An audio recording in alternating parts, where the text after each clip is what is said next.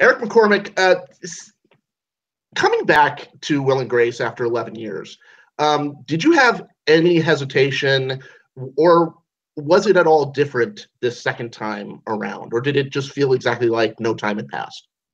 You know, we got the privilege and the benefit of an out-of-town tryout in the 10-minute video that we did, the surprise video we did for Hillary Clinton. So doing that was a no-brainer when he said, come together for these reasons, just 10 minutes, we'll do it in top secret. But we got to see, as did NBC, that it really worked, that we could still do it, that we could make it look the same. So coming back, once the show was offered to us it was a no-brainer for everybody. We knew we could make it happen. Without that little tryout, there would have been a lot of nervousness. But even you probably couldn't have imagined when you first signed on for the revival that it would automatically be picked up for 2 longer seasons going forward. No, not at all. And I mean, that's a tribute. We did well, but that's really a tribute to Bob Greenblatt and the fact that he believed in the show, he loved the show, and he has plans for it on the network, and that meant a lot to us. That kind of vote of confidence that didn't rely on, let's see what happens next week. Let's see what happens next week. It came early, and it came with very few caveats. So jumping back into it, did you have any, like, this is a character you've lived in for so long. So did you have any, I wouldn't say like requests, but were there things that you wanted to explore with Will this time around? I definitely, and I knew that this was a big one for Max Muchnick. We wanted to explore what's it like to be a man in his late 40s, perhaps early 50s. Who knows? We don't say. But and single again, and living with your best friend again, rather than looking at that as some sort of pathetic thing. I think we both wanted to explore it from a point of strength. Like, rather than apologizing, he went off, he had love, it didn't work out, but this is his strong suit. And I love that. I feel very, very strong in him. And I also loved that, when we finished the show, I was under that pressure to go out and play dangerous guys and be straight and convince people that I could be straight again and not be in a sitcom. And it's kind of like giving up your favorite food for a while to lose a little weight. But at some point, you get to have your favorite food again. And to go back to Will is something I did with no trepidation, with just joy. And one of my favorite things that you've said throughout your career is that you saw Don Adams in Get Smart. And that was really a catalyst for you wanting to not just be an actor, but specifically be on a sitcom. What was it about that performance that struck such a chord with you?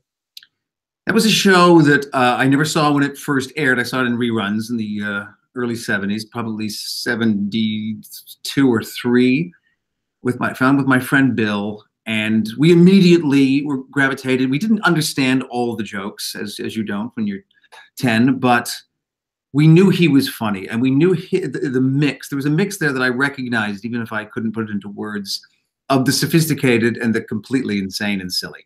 And that was a real building block for me, I think, moving from Looney Tunes to Get Smart. And then, but the next year or so, I was watching MASH and All in the Family with my dad. But Don Adams was so committed.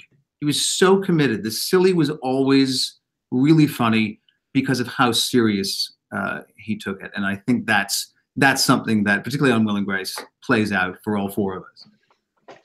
And the sitcom, the format has evolved over time, and there's almost kind of this, I feel like there's this hunger for the multi-camera sitcom, which was seen as kind of like not in vogue for a while. Right. And I also noticed that at the beginning of every episode now, you guys are always saying, this was recorded in front of a live studio audience. Would you have come back if this show was not in front of if this was a single camera comedy? I don't think, people have said for years, why isn't there a movie? And it's not because these characters exist on the stage. They exist in that apartment. I don't think we would have. I think it's a particular animal that is a sophisticated version of that animal. It's not one of the video shot ones from from the 80s or 90s. It looks great. Our designers always made the show look like $1 million. We need those laughs. We need that audience there. But what I didn't realize after all these years, a lot of people, big fans, didn't understand that there was an audience there. And I always remember hearing Ted Danson's voice going, "Cheers" is shot before a live studio audience. And I remember that mattering to me. So I was the one that suggested to Max, let's make those recordings. All four of us should make those recordings. Let's play it before every episode. I want people to understand this is a particular art form that they didn't do on How I Met Your Mother, that they don't do on 30 Rock. This is in front of an audience. And have the audiences, those studio audiences, you know, I've been to several tapings, both in the original run and this current run. Is the audience different now? I think there's a sophistication. They've got another 10 years of the 30 Rocks and of the single cams. But they also there's also a wider age range. It's not just the people that used to love the show and now they're going to get tickets in California. It's a very young audience. People are showing up, and it's knocking us out that they're in college, they're in high school, and they're freaking out. So I think grandmothers are bringing their grandkids. It really spans gender and race and age. So I want to talk about some of the highlights for Will this season, because you alluded earlier to, you know, seeing him as a single man of a certain age, and you guys didn't even like sidestep it. You guys like jumped right into it, particularly in the Ben Platt episode. Yeah, amazing. And Sean in that ridiculous magnetic suit. And of course Ben Platt was at the top of his game, having just come off Dear Evan Hansen. Yeah. Whose idea was it to cast him? How did he become involved in this? That was entirely Max Muchnick, to my knowledge, but I had already seen Evan Hansen. So, but I on paper, what little I think I might have read a first draft, or maybe just a first draft of that speech. Max had said to me early on, before we had seen the first script, that in the second episode, you're going to have a speech I've always wanted to give to a younger man about what they don't appreciate, about what we've done for them. And I said, great, that sounds awesome. And then when he told me it was Ben I was going to talk to, I freaked, because I'm a huge fan. He's a great actor. And he also brought a couple of things to it that were entirely him. That little sort of auto-tune thing, that was hysterical. It made us laugh every single rehearsal. But that one, that meant a lot to me. That I could start strong, because we didn't always get a chance. We did 22 episodes a year, but we didn't always have a chance to say something a certain way. I think each of us this season got one really good opportunity. Certainly Sean did with Grandpa Jack. And in this one, I got an opportunity to speak to America, not just to young gay men about what they don't appreciate, but to America about what's happened, what's changed in the last 4 years. Well, and you also mentioned the Grandpa Jack episode, which has just that really hilarious scene with Andrew Rannells and Jane Lynch at the conversion camp. How did you keep a straight face? I mean, were you watching those two singing those songs? Were those songs improvised? They were not improvised, but they're both so brilliant that you'd think. And I loved the two of them together. I think Rannells is particularly, his response to Jane every time he tries to push himself up is hysterical. And then the kiss that Andrew Rannells and I had was really funny, because there was no discussion. You know, often on a set like this, if there's a sex scene, we'll talk about it. How are we going to handle this? Where will my hand go? We were just in rehearsal. There it is. It comes up, and I just planted one on him, and he hadn't shaved. So it's one of the first times in a while I've come home with razor burn. So the next day he'd shaved quite nicely, but I didn't. And after we rehearsed the big kiss scene, I said, "Ha, gotcha." Suze, you're right. I loved that scene, and I loved how daring that was, particularly at the time. Mike Pence had just been revealed as someone that supported these things, and it just felt so current, so in the moment. I'm still stuck on you saying it was the first time in a long while that you came home with razor burn, but we'll move past that. Back in the day, Will had some pretty hot boyfriends back in the day. Come on. And speaking of which,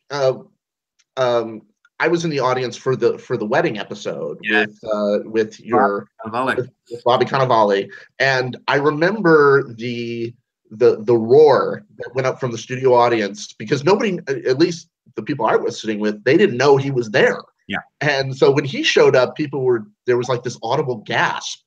That episode really touched on a lot of things, but it really was Will kind of examining himself and trying to figure out why this relationship hadn't worked. And you had that really emotional monologue during the toast. And that's not something we necessarily often see on the show. Talk about that episode. What was it like? What did you feel like when you got that script? Well, one thing I said for years when we were doing the first 8 seasons, people would say, "When's Will going to get a boyfriend?" And I always said, "Be careful what you wish for, because if he gets a boyfriend, or if she marries Harry Connick, whatever it is, the show shifts and it becomes a different show, as it did. And now she lives in Brooklyn and I'm visiting." So I was always careful about who we introduce. Maybe he's just for a few episodes and he goes away. But when Bobby Cannavale showed up, I think something really clicked, where the fastidiousness and the type A of Will met its match in a gentle, funny soul that, of course, is outrageously handsome. But that roar that the audience let out was because they recognized someone that Will should be with. We can't afford him. He's the most expensive television boyfriend of all time, but he's too busy. But that was a real roar of approval. Yes, we want, so to get to the end of that, where not only do they feel that way, but I feel that way, and have to say goodbye after only an episode, was what I loved about it was that it was earned. You know, it was earned from this last couple of seasons of the previous administration, and then this season when we got to that episode, Will needed to see him and he needed to say goodbye. Now, speaking of shifting characters, you know, the series left us on the season left us on this amazing cliffhanger of Will and Grace potentially becoming step siblings. Yeah. Which is like, I remember just what. And yet, I mean, what was your reaction? Well, I thought, you know, Jim Burrows always told our writers, paint yourself into a corner, you know, end the season on something. And I just loved that, because I thought to myself, you know what's great about that? To them, it's horrific. To the outside world, it's like, well, you're practically brother and sister now. Who cares? But so I love the idea that it doesn't change the show, but it changes something enough for them that it gives us new ammunition, new stuff to talk about. I don't even know what Max and David are going to do with it yet. But I thought, what a great way to end. Also, just the fact that we needed to get our parents back. I love Blythe Danner so much. I love what happens to Will when his mother is around and the history that they have. So the fact that they had sex, they had more sex than Will and Grace have had, I think, in the whole first season. So I loved that. And I think it's going to just launch us into something fun and new. So when do you start production on the next season? Well, I'm here in the Travelers production office. I finished that on July 6th, and I am at the table 5 days later. So it's from straight to gay in 60 seconds. It's quite amazing. But I love that. I love that I get to balance these two things. And like I say, with Will, it's like putting on a very comfortable pair of shoes and diving back in with that group is pretty easy. And something that the show often does, and I love it when it does it, is when it pairs you off in different groupings. Like you and Megan. That's rare. Yeah, that's a fun one. Yeah, and oftentimes I think those are some of the more interesting interactions, because these two people like have a contentious relationship at best. Right. But during the quinceañera episode, where Rosario's funeral, and you just kind of put your arm around her, yeah, and she kind of goes to push you away and then pulls you back. Do you ask the writers to pair you guys off in different ways, or do you just kind of go with the flow of it? We know that they're gonna do that. I mean, certainly Sean and I have great storylines together that I love just as much as the Deb and I storylines. We know that Megan and I is a rare one, and so when they come up, it's like dessert. It's like a little fun, and because it also means that Deb and Sean get to play together. But what I loved about that particular one, the quinceanera episode, was, you know, people say, do you guys ever improvise? And it's like, well, no, we don't. This is written. This is beautiful. But the particulars of that moment, of it, me being behind her rather than facing her, of my arms going around her, of me pulling away and then her pulling back in, happened in rehearsal very naturally in the moment. And those are the things that I treasure. I really do. So, you know, we can't talk about this show without talking about its awards history. I know you know it backwards and forwards, but that you guys are one of only 3 shows where all of you won Emmys. You know, your Emmy win in the 3rd season, you know, that was such a unique ceremony because it was the delayed ceremony after 9/11. Take us through that moment when you won your Emmy.